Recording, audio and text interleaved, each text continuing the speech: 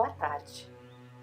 Que Deus, nosso Pai, nos ampare, nos assista, nos oriente, que possamos sempre vibrar, buscarmos estar em sintonia com o mais alto, recebendo o amparo, a proteção, o esclarecimento, o auxílio que buscamos em nossos corações e, na medida do possível, procurarmos cada vez mais nos esforçar, sermos instrumentos úteis, instrumentos de amor e de paz.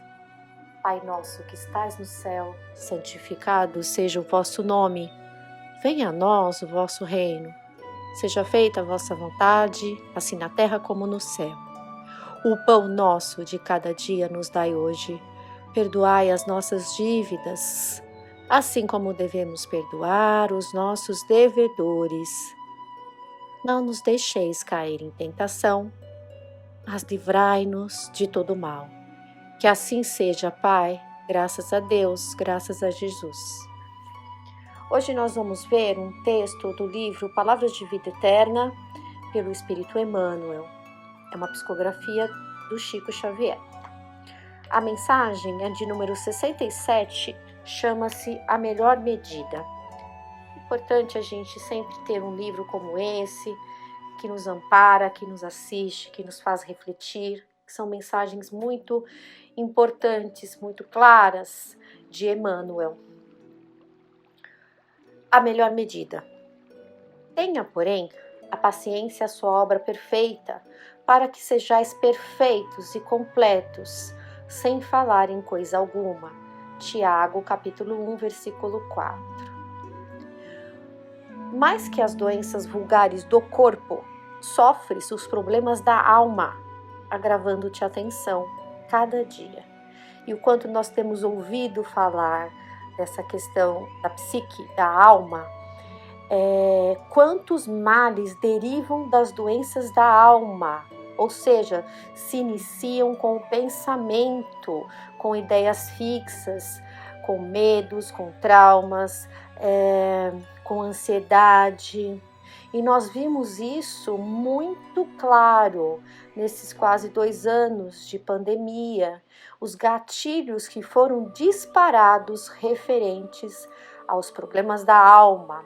Eram coisas que já estavam, doenças que já estavam em nós, e com o isolamento, com a privação, com uma situação tão ímpar, tão única que nunca imaginávamos viver, potencializou esses problemas e nós, de certa forma, colocamos em mostra algo que muitas vezes nós escondíamos, com o traquejo social e também por conta de estarmos com as nossas mentes ocupadas com perturbações e também com atividades do dia a dia.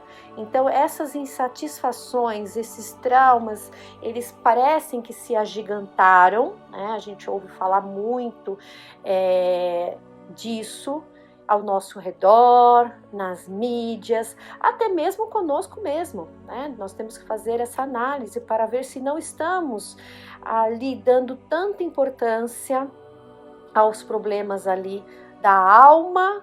Quando eu digo importância, que estamos às vezes potencializando algo que é simples, Mas nós temos sim que nos importarmos com a dor do outro, com a dificuldade, com a doença que já está instalada, seja na alma ou até mesmo no corpo. Então é importante termos esse olhar caridoso para conosco, fazermos essa análise para ver se não estamos potencializando coisas simples, problemas que talvez nem existam e só existam dentro da nossa cabeça. E aí está servindo de alimento para possíveis obsessões, para dificuldades. E termos esse olhar atento também a todos que conosco convivem, principalmente aqueles que estão no nosso lar, na nossa família, sobre o mesmo teto, que estão dando sinais desses problemas da alma. Muitos sofrimentos ali silenciosos, Silenciosos, aquele que tem... que não tem esse olhar sensível, que não presta atenção, que não conversa com as pessoas. Então, cada um vivendo no seu mundo, de forma egoísta, até a gente não consegue enxergar o drama do outro, mas nós precisamos trabalhar isso em nós e ver quem precisa de ajuda, né? Então, seja ela através de um tratamento no centro, seja uma busca de um profissional, para que o mal seja sanado, né? Essa questão dessas dores da alma, o quanto antes sejam ali curados, administrados, antes que isso se torne um problema maior, né? Como está escrito aqui, agravando mais a situação. Mais que os micróbios patogênicos a te assaltarem os tecidos do instrumento físico, padeces a intromissão de agentes mentais inquietantes, atormentando-te as fibras da alma. Então, aqui são alguns pontos. Ansiedade, né? Uma palavra aí que está em muito destaque e que está em todos nós, seja num grau mais baixo ou num grau mais elevado. Então, nós vivemos muito o futuro e esquecemos de viver o presente. Então, estamos ali criando pensamentos difíceis de situações que sequer irão acontecer. Então, estamos ali nos auto-obsediando, né? E causando um mal até para os nossos corpos. E temos também a abertura para obsessões. Nós temos nossas dificuldades, nós temos o nosso passado em delito, temos situações que precisam ser resolvidas com o perdão, com a reconciliação. Então, quando a gente abre a mente para essas dificuldades, para essa ansiedade, esses pensamentos inquietantes, ideias fixas de perseguição, nós estamos encontrando aliados mentais, sejam que possivelmente tenhamos débitos com eles ou não, né? Espíritos que serão atraídos pela nossa postura, pelo nosso comportamento, que são afins, que pensam como nós. Levanta-te cada manhã, muita vez, com as lutas da véspera, e antes que se te reharmonizem as forças, cambaleias mentalmente ao impacto da irritação de familiares incompreensivos. Então, nós estamos sempre com o quê? Com a cabeça cheia, né? Então, de problemas do passado, de inquietações do presente, de inquietações referentes ao futuro. Então, dormimos muitas vezes pensando em algo e acordamos com o mesmo problema. A primeira coisa que vem nas nossas cabeças. Então, nós precisamos nos tratar, nos reequilibrar, né? Confiar mais em Deus, em Jesus. A cada dia basta o seu cuidado. Como eu disse anteriormente, muitas coisas sequer acontecem e nós perdemos um tempo tão precioso, perdemos a oportunidade de estarmos presentes no momento, vivermos o dia, aprendermos com ele. Então, e aí nos alinhamos também à dificuldade dos nossos familiares, né?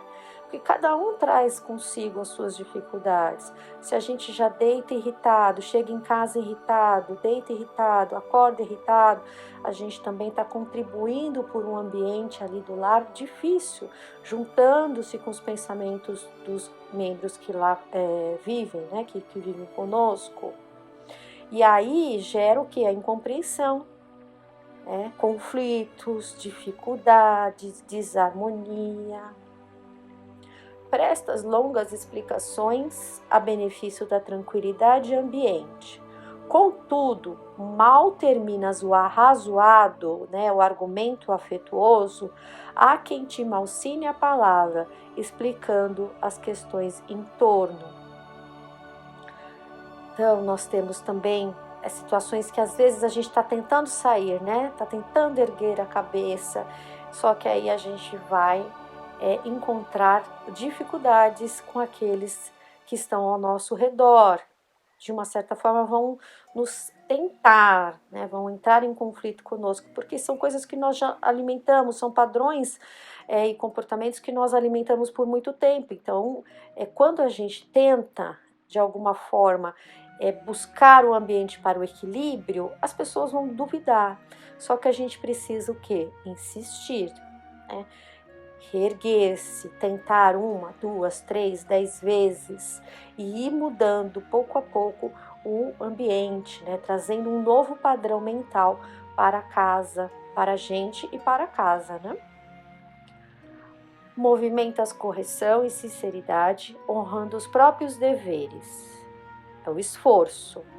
Todavia, quando te julgas a cavaleiro de toda crítica, aparece alguém arrastando-te o coração ao mercado da injúria, que é do insulto, do maltrato, ofendido. E isso é um conflito muito grande, porque toca profundamente nossos corações. Então, da mesma forma que a gente está tentando, de forma sincera, mudar, né, através do contato que nós temos com a doutrina, com esses ensinamentos maravilhosos, buscamos refletir e ter uma atitude diferente, sempre teremos dificuldades ao nosso redor que vão nos fazer ter o mesmo comportamento, né? E a gente traz isso de forma profunda, esses vícios nós alimentamos. Então precisamos ter o quê? Muita coragem, muita força, um esforço nessa luta, no combate às nossas dificuldades. Empenhas carinho e abnegação no cultivo do amor ao lado de alguém. Contudo, quando te crês em segurança no caminho do entendimento, observas que a ingratidão te envenena os melhores gestos. Existe uma expectativa, né? Quando a gente se doa, quando a gente tenta de alguma forma ajudar o outro e trabalhar em um grupo, que é o que é muito necessário para todos nós, pensarmos dessa forma. E vai acontecer, né? Irão acontecer situações de ingratidão e a gente precisa ser firme, né? Trabalhar ali o empenho, a tolerância, aguardar pacientemente, saber calar muitas vezes, né? É difícil, mas a gente tem dentro de nós todas as ferramentas, todas as instruções, fazer uma prece, pedir ajuda, amparo, proteção, ler um livro, abrir o evangelho ao acaso e se acalmando, procurando não dar essa importância tão grande a uma retrucada, a um familiar, um amigo que se mostra tão resistente ou que te paga com ingratidão, um gesto que você teve tanta boa vontade, né? Então, faça a sua parte, é isso que nós temos que pensar quando isso acontecer. Eu dei o meu melhor, eu dei o que eu pude dar. E não ficar dando tanta importância com a resposta, com o retorno, né? A gente tem que ajudar, a gente tem que tentar fazer as coisas sem querer um retorno de nada, né? Um reconhecimento de nada. Buscar agir com paciência, com fé, com persistência.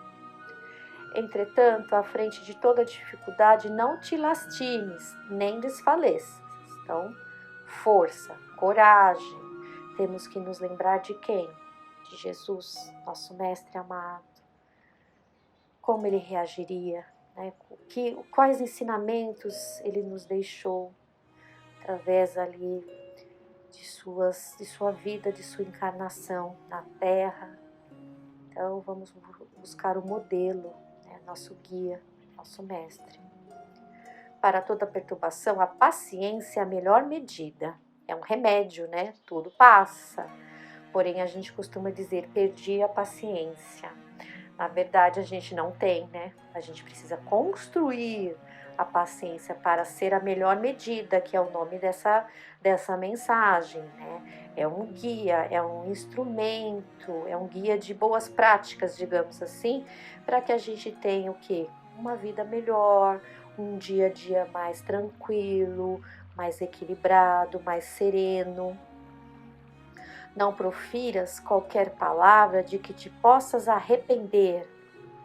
Isso é algo que quem é muito ansioso sempre age de forma intempestiva, de forma precipitada, não termina nem de ouvir o que está acontecendo, não termina de ler e já nós imediatamente emitimos uma opinião, retrucamos, nos defendemos e caímos em situações difíceis, nas quais a gente se arrepende.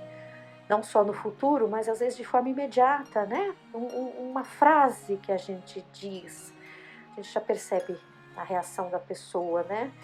Que não foi uma boa colocação, um e-mail que a gente responde, que digita ali de forma frenética, eu vou responder isso agora, eu não vou deixar isso para trás. E aí no outro dia a gente se arrepende amargamente, né? Então vamos buscar aí ter essa consciência de aguardar um dia depois do outro, essa paciência. Uma noite de sono às vezes é fundamental, né? Um intervalo de uma noite, de algumas horas, as situações se esclarecem, nós também respiramos mais, nos aconselhamos e aí temos certeza de que não vale a pena entrar em conflito, retrucar, reagir. A verdade sempre aparece, né? Então vamos confiar mais, agir de forma mais calma, mais serena, principalmente frente às dificuldades, mas nós também temos que ter em conta que isso também vale para os momentos felizes, né? A gente não pode ali dar brecha, né, para o orgulho, para a vaidade, que está ainda muito presente em nós, e sair proferindo palavras, situações que possam incomodar, né, que possam ser insensíveis à dor do outro, à tristeza do outro. Silencia e abençoa sempre, porque amanhã, quantos hoje se precipitam na sombra, voltarão novamente à luz. É aquilo. Nós sempre teremos a oportunidade de recomeçar, de nos arrependermos, de iniciarmos uma nova jornada adiante, à luz do esclarecimento. Quando nos tornamos conscientes dos nossos erros, o que nós queremos? A reparação, uma nova oportunidade. Então, não somos nós que temos que acusar o outro, né? Aqui Emmanuel está dizendo, silencia e abençoa sempre. Aguarda, porque tudo vai passar, tudo vai melhorar. É um desafio, principalmente aqui, né? Silenciar, não emitir nenhuma opinião, não acusar, não dizer, olha, eu sabia, eu te avisei. A gente não gosta que as pessoas façam isso conosco, então vamos tentar praticar esse exercício do silêncio, de aguardar pacientemente. Sempre haverá uma recompensa para aquele que sabe esperar, aquele que confia em Deus, aquele que sabe que a justiça de Deus é poderosa, é transparente, é justa. Esquecido usa a paciência e ajuda sem exigir, ou seja, sem cobrar, nada de cobranças. Nós não podemos mudar o outro. Aliás, temos que lembrar que nós responderemos pelos nossos atos, pelas nossas atitudes, e não pelos atos e atitudes dos outros, né? Nós não estamos encarnados com a missão de mudar ninguém. A missão nossa é nos corrigirmos, nos mudarmos. Insultado, recorre à paciência e esquece o mal. E aí o convite ao perdão. A vida é uma escola maravilhosa, né? Então, calar, desculpar, perdoar, tentar entender por que isso aconteceu. com alguma finalidade, né? Tudo tem algum motivo, tudo tem uma razão de acontecer e uma oportunidade para nos esclarecer, para nos disciplinar. Em todas as dores, arrima-te à paciência. Em todo o embaraço, espera com paciência. Todo progresso humano surge da paciência divina. Conserva-te, pois, na força da paciência, e onde estejas, farás sempre o melhor. É realmente a melhor medida, a melhor recomendação, que são situações com a paciência, aguardando, as coisas vão sendo ajustadas, resolvidas, solucionadas. Nós mesmos percebemos, quando temos paciência conosco, a mudança que operamos em nós, quando paramos para refletir, quando percebemos que erramos e imediatamente, numa próxima situação, a gente busca acertar. Então, o progresso, ele vem com a disciplina, com aplicação, com dedicação, com espera, com paciência. A natureza não dá saltos, tem todo um processo de semear, de tratar a terra, de adubar, de regar, de começar a ver aquela árvore surgindo, aquela cultura se fortalecendo, os frutos, as flores. Tudo tem um tempo certo para o amadurecimento e para a colheita. Então, a natureza é sábia, ela nos ensina. A vida é uma escola abençoada, preciosa, que possamos valorizá-la e buscar seguir essas recomendações nas nossas reflexões, buscando finalmente alcançarmos a paciência que tanto nos ajudará, que tanto nos auxiliará. Que todos tenhamos um excelente final de tarde, um excelente final de semana. Que Jesus nos ampare, nos envolva e nos abençoe. Que assim seja.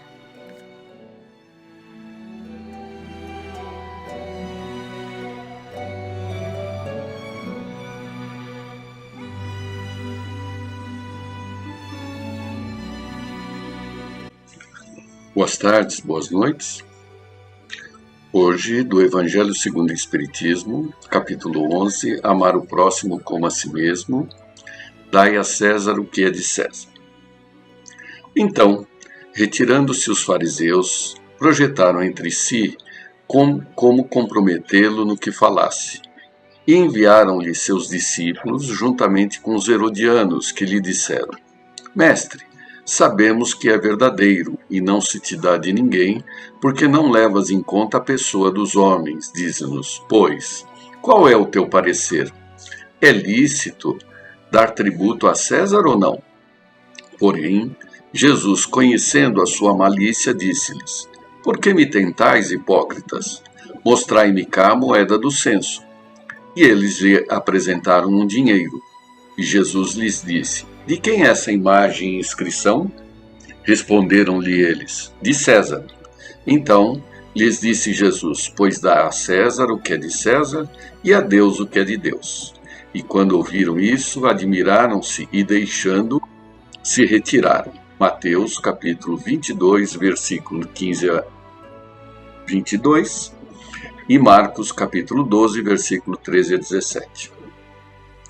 A questão proposta a Jesus era motivada pelas circunstâncias a verem os judeus transformado em motivo de horror o pagamento de tributo exigido pelos romanos, e levando-o a problema religioso.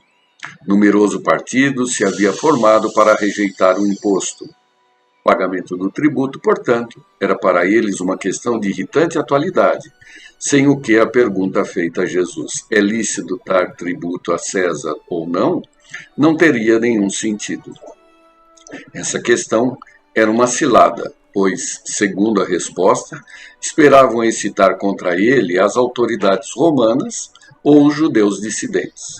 Mas Jesus, conhecendo a sua malícia, escapa à dificuldade, dando-lhes uma lição de estica ao dizer que dessem cada um o que lhes era devido. Muito bem. A questão aqui que se trata é em relação ao dinheiro. Então, aproveitamos aqui do livro Chico Xavier Pede Licença, do capítulo 10º, as palavras de Emmanuel, né, sobre o dinheiro. Dinheiro amigo. Letras de câmbio, alterações de câmbio. Em toda parte vemos o problema da troca na vida monetária, por base de sustentação a mercados diversos. Tanto quanto possível, no entanto, pensa no câmbio da caridade. Sempre que fixemos a atenção no dinheiro, reflitamos nas aflições que ele pode suprimir. Medita em teu saldo financeiro, ainda que mínimo, transformando no socorro ao enfermo ou na alegria de uma criança. Frequentemente, a quantia que julgas modesta e sem qualquer significação se aplica em benefício de outrem. Pode ser transubstanciada no reconforto e na bênção de muitos. É inegável que inúmeros de nossos irmãos da humanidade não compreendem ainda a missão benemérita da riqueza material, dissipando-a sem elevação nem grandeza, tanto quanto existem outros muitos que desconhecem o valor do corpo, dilapidando-lhe as energias sem entendimento ou proveito. Gradativamente, porém, as criaturas observarão a importância do dinheiro, à margem das próprias necessidades, por instrumento potencial de trabalho e educação, progresso e beneficência, à espera de nossas resoluções para construir e servir. Bendita seja sempre a moeda que remunera o suor do pai de família, que realiza os sonhos respeitáveis da juventude, que se faz socorro aos irmãos desfalecentes na estrada, ou que se converte em escora e recuperação dos pequeninos que vagam sem apoio e sem direção. Coloca-te no lugar daqueles companheiros do mundo, que se oneram de débitos e compromissos de solução urgente, que varam humilhação e penúria, que sofrem doenças com abandono ou que se estiram nas trilhas de provação sem ânimo e sem teto. E reconhecerás que a moeda empregada a serviço do bem pode ser comparada a um raio de luz do céu que verte de mais alto ao encontro da lágrima na terra, a fim de transformá-la em bênção de esperança e de amor na edificação de um mundo mais feliz. Curioso esse ressaltar, essa valorização da moeda, do dinheiro, né? É uma visão que muitas vezes se contrapõe às nossas interpretações iniciais, negando a própria eficiência, eficácia da existência do dinheiro, né? E então, Herculano Pires coloca isso muito claramente no mesmo capítulo, em que ele denomina moeda, corpo e alma. Vamos lá. O que avilta o dinheiro não é a queda do câmbio, é a mesquinhez de espírito. Quando usamos a expressão vil metal, revelamos não compreender o valor espiritual da moeda. Encontramos no Evangelho muitas passagens em que o dinheiro é considerado no seu valor celeste, mas nenhuma é mais bela do que a parábola da dracma perdida, em que o Senhor compara a moeda como a alma. Sim, porque as almas são as moedas do tesouro de Deus. Bastaria isso para nos lembrar que as moedas da terra, ao contrário do que sempre se afirmou, podem comprar os bens do céu. É verdade que ainda hoje é mais fácil um camelo passar pelo fundo de uma agulha do que um rico entrar no reino de Deus. Mas isso corre por conta do rico e não da riqueza. O dinheiro pode ser cambiado, trocado no mundo, mas pode também ser cambiado por moedas celestes. Existe a mesa de câmbio da caridade, da fraternidade, da compreensão humana, onde uma pequena moeda terrena, como no caso evangélico do óbolo da viúva, pode render mais juros no céu do que todos os juros e correções monetárias da terra. Emmanuel reabilita o dinheiro em nosso precário conceito humano. Chama-nos a atenção para a finalidade maior da moeda, que geralmente esquecemos. Estabelece, ao mesmo tempo, a ligação entre o dinheiro e o corpo, ao mostrar que, por falta de entendimento, tanto dilapidamos as energias de um quanto os valores do outro. A moeda atirada na roleta ou consumida no vício, esbanjada nos desvarios do egoísmo, é semelhante ao corpo desgastado nas loucuras da embriaguez e da sensualidade. Mas a moeda aplicada nos serviços das criaturas, na terra, é semelhante à alma que se entrega ao serviço do amor, socorrendo os que necessitam e estimulam os que trabalham. A mesa de câmbio da caridade não se constitui apenas do serviço primário da esmola. O câmbio da caridade é mais generoso nos grandes investimentos do estímulo ao trabalho, ao estudo, à pesquisa, que abrem oportunidades ao progresso geral, beneficiando direta e indiretamente milhões de criaturas. Quando Jesus disse ao moço rico que ele devia desfazer-se dos seus bens, distribuindo-os aos pobres, não pretendeu empobrecê-lo, mas levá-lo a movimentar a sua riqueza em favor do mundo. Bendita seja a moeda, escreve Emmanuel. Bendita quando não dorme no cofre ou no banco, azinhavrando-se na avareza. Bendita quando não é enterrada pelo servo inútil, mas multiplicada pelos servos diligentes, como na parábola dos talentos.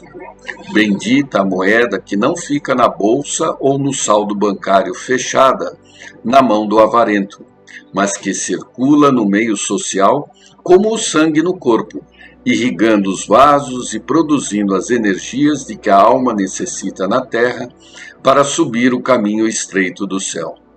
Moeda e corpo são os instrumentos de que a alma se serve na vida terrestre para conquistar a vida celeste. Então, interessantíssima essa explanação, né? Para percebermos o intercâmbio entre as coisas, né? Como é colocado em toda a doutrina, a existência universal é basicamente de matéria e espírito. Né? A matéria é aquilo que tocamos, é aquilo que podemos calcular, né? E essa matéria ela se traduz nas coisas que nos rodeiam, nos bens, né?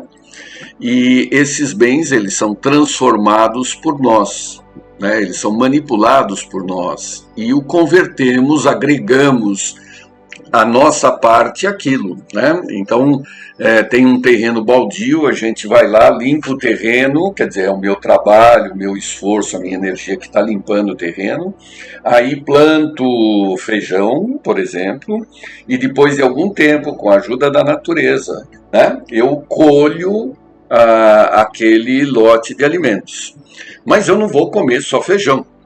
Né, eu preciso de arroz, então eu vou fazer uma troca com quem plantou no seu terreno arroz, essa troca. E aí surgem 1000 problemas. Por quê? Porque o tamanho do saco de feijão pode ser diferente do tamanho do saco de arroz, o cuidado que exige para obter feijão é diferente do cuidado para obter arroz. Então, aqueles 2 sacos, ainda que iguais, eles podem ter esforços diferentes, privações diferentes. Então, precisamos achar um meio para poder equalizar isso. Essa equalização é feita através do que a gente chama de moeda, de dinheiro. Então, aquele saco de feijão é convertido num equivalente em dinheiro, o saco de arroz é convertido numa outra quantidade de dinheiro, e aí não se troca mais, né, os sacos diretamente, se trocam, se permutam, se circula o dinheiro. Então é interessante que essa analogia do dinheiro ser o sangue material da terra é perfeita, porque todos os bens, todas as coisas materiais que existem e todos os serviços, todos os trabalhos, os envolvimentos que agregamos a esses produtos são convertidos em dinheiro. E aí já não mais carregamos as coisas que produzimos ou as coisas que fazemos. Nós simplesmente carregamos uma porção de dinheiro. E esse dinheiro, ele circulando, na verdade, ele está trocando os esforços de cada um, as oportunidades de cada um. E essas oportunidades, que são medidas materiais pelo dinheiro, elas se convertem em valores espirituais na medida que eu destino o dinheiro. Eu posso destinar meu dinheiro para comprar arroz, mas eu posso também destinar esse mesmo dinheiro para comprar arroz e levar a um faminto. É esta ponte entre a destinação do que eu faço na terra que permite que eu atinja os valores do céu. É genial isso, né? É uma ponte assim, muito clara sobre o que a matéria funciona de ferramenta para descobrirmos os céus, né? Com mais propriedade, que Herculano explica isso, Emmanuel também, né?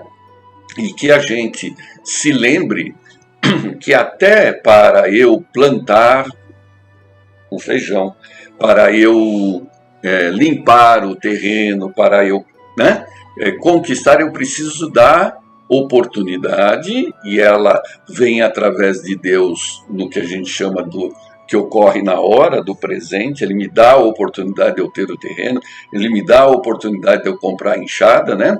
E aí eu agrego o bem que eu possuo. Qual é o bem que eu possuo? Essa oportunidade medida através do meu tempo. Então, o tempo ou oportunidade é o que me pertence efetivamente. E eu estou destinando este tempo, essa oportunidade, para converter isso em objeto material, que se migra para o dinheiro, que passa a circular e servir para que eu faça as outras coisas que eu desejo, né? Para a satisfação pessoal ou para o bem da comunidade, ou o bem social, né? E aí é importante que eu escolha adequadamente o meu desejo, aonde está meu coração, né? O que eu desejo ali está o meu coração. Então, qual é a finalidade que eu tenho para aquilo que eu conquisto? Uma boa semana para todos e até a próxima oportunidade.